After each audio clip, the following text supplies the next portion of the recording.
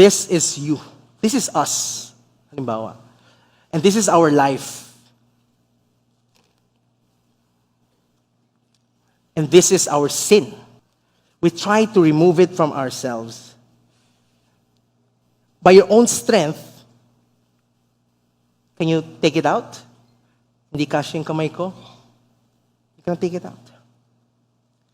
That's you. You don't want to destroy yourself. Kasi you care about yourself.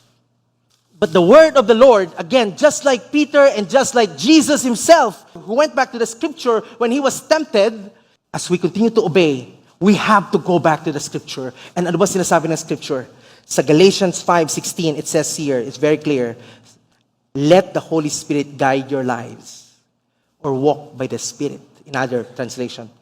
Then you won't be doing what your sinful nature craves. Hindi po natin kaya to remove that sin from ourselves. We need to be filled by the Holy Spirit. Be filled with the Spirit of God, which is in us. As you read the word of the Lord with purpose, as you embrace His word,